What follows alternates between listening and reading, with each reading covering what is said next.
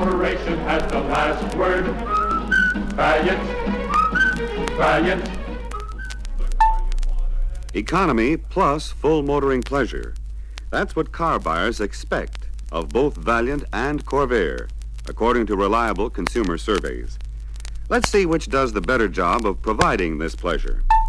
First, in the plus of styling. After all, few people want a car that looks cheap. They want economy plus beauty.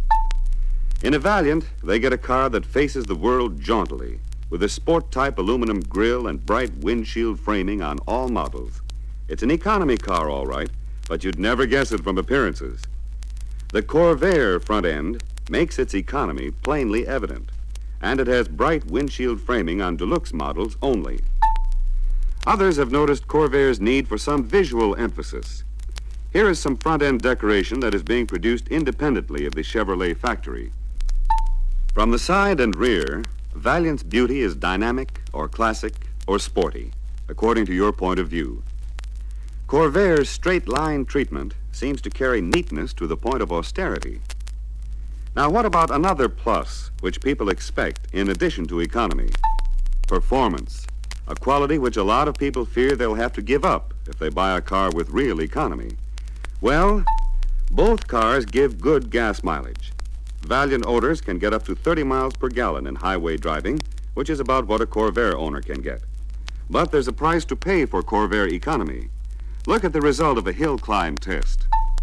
Both cars are locked in low, engines are wide open, and Valiant leaves Corvair far behind on this 32% grade.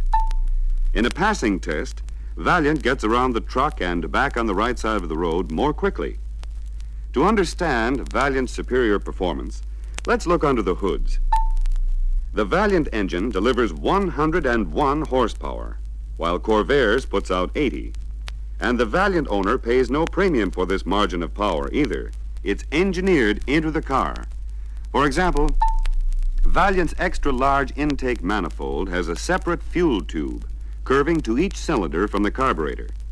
This design permits a smoother flow and a more equal distribution of fuel than an angular manifold design like Corvair's. The Valiant manifold is only one reason why Valiant provides more power with no increase in fuel consumption. Another is that Corvair's two carburetors need careful synchronization for good gas mileage. Valiant's manifold, though unusual, still uses a single carburetor. With these and other engine differences, it's easy to see why the Corvair owner must sacrifice a certain amount of performance to get the economy he wants. He'll have to adjust his driving habits to Corvair's limitations. The Valiant driver, with full power under the hood, has no such adjustment to make. Another plus desired by the economy car buyer is efficient, dependable operation, again at no sacrifice in economy. Here, he is at first impressed by the air cooling of Corvair's engine. Every winter, it saves him an average of $3 in antifreeze. But at the same time, he is also spending about $9.60 for gasoline to run Corvair's gasoline heater, the only kind available on a car with an air-cooled engine. Furthermore, Corvair's engine requires a high-speed, complex blower and pulley cooling arrangement, plus a special oil cooling device. These cooling mechanisms are connected to a pair of warning lights on the dash. About these lights, the Corvair owner's guide says, important, if either of the indicators light, stop car immediately and turn off ignition. Never drive car when temp press indicator is lighted. The Valiant driver has no such unusual precautions to observe.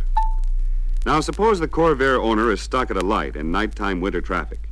His ammeter, if Corvair had one, would show a big discharge because his conventional generator cannot charge his battery fast enough to maintain current capacity.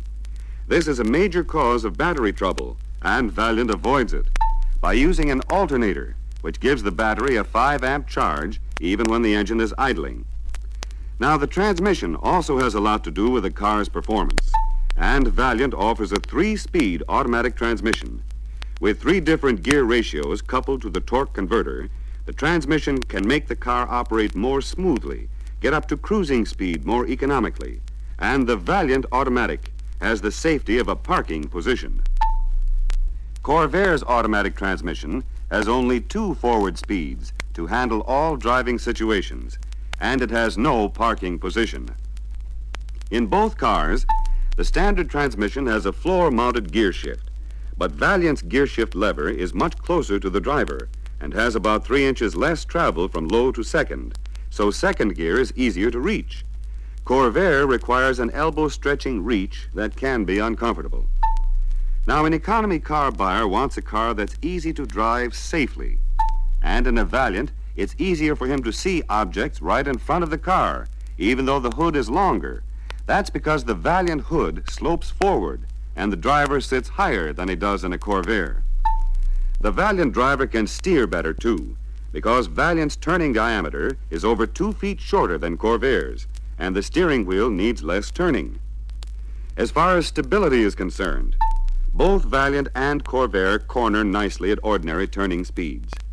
But here's a test that shows what can happen if a sudden turn surprises you.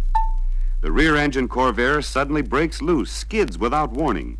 In the same test, Valiant continues steadily, going at the same 35 miles an hour under full control of the driver. This sure-footed stability is largely the result of Valiant's torsion air suspension, with torsion bars in front, leaf springs in back, and Oriflow shock absorbers all around. Corvair, with the usual coil springs all around, cannot match the controlled stability or smoothness of Valiant's ride. Another control plus is Valiant's foot-operated parking brake that is both safe and convenient. The Corvair driver must pump an unfamiliar ratchet-type hand-operated brake. He may have to pull the lever twice, if he thinks of it, before the brake holds. This can be a serious disadvantage on a car without an automatic transmission park position. For the fullest driving satisfaction, Valiant offers optional features that are not available on Corvair. These include variable speed electric windshield wipers, power brakes, and power steering. Valiant's radio is the modern push-button type. Corvair's has a manual turning knob.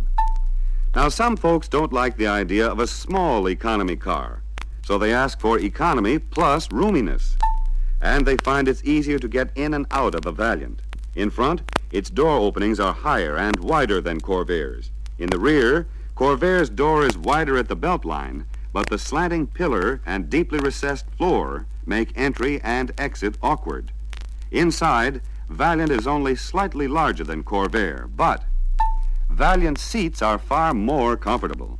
In front, they are 2 inches higher. In the rear, 3.5 inches higher.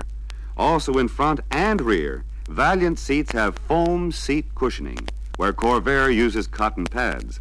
What's more, in the standard series, Valiant V100 seats have durable vinyl bolsters at the points of greatest wear and decorative panels on the doors. These family car features are especially important to women, and the Corvair 500 does not have them. In the Deluxe series, the Valiant V200 offers loads of interior features that are not available on Corvair, such as nylon-faced seat material, vinyl inserts in seat backs, vinyl kick pads on doors, floor carpeting, and others. The Corvair 700 interior cannot approach its Valiant counterpart in overall quality and omits many features found on the standard Valiant V100. In both standard and Deluxe series, the Valiant trunk has 13.5 cubic feet more space than Corvair's. That's the same box in each photo, and imagine how much easier it is to load that Valiant trunk. Incidentally, with the front location of the Corvair trunk, you can see what happens when the owner tries to carry something too long or high to fit inside. With Valiant, of course, this is no problem. Speaking of cargo space, Valiant offers station wagons which provide a whopping 72 cubic feet of cargo area and a choice of 2- and 3-seat models. Corvair's nearest approach to this is a 4-door sedan with a folding rear seat which, including the trunk, provides a total of only 28.9 cubic feet of storage space. This special seat costs $32.30 extra. When used for cargo, it eliminates rear seat passenger capacity. As to overall body quality, we find that Valiant has more and better insulation on floor, sides, and ceiling. This superiority can be demonstrated by rapping your knuckles against the ceiling of both cars to show how much more effectively Valiant deadens the sound in this area. For long life protection of the automobile body, economy car buyers want realistic rust proofing that avoids costly repair and replacement of body panels. And what do they find? The entire Valiant body is fully rust-proofed for long life protection. It is dipped 7 times to coat the entire lower portion inside and out with special rust-proofing materials that even reach inside the box members. The Corvair body is not dipped. A few of its lower structural members are covered with a zinc base paint, while the rest of the body is sprayed with ordinary paint. And spray just cannot reach the remote inside areas of the lower body where rust hits hardest. Yes, inside and out, Valiant offers economy plus styling, performance, controllability, roominess, and body quality. Corvair offers economy, period. So why not drive a Valiant? See if it isn't the car you'd want at any price. You'll find that you can have economy plus the full motoring pleasure you have a right to expect. Valiant. See it at your Valiant dealer, the Valiant.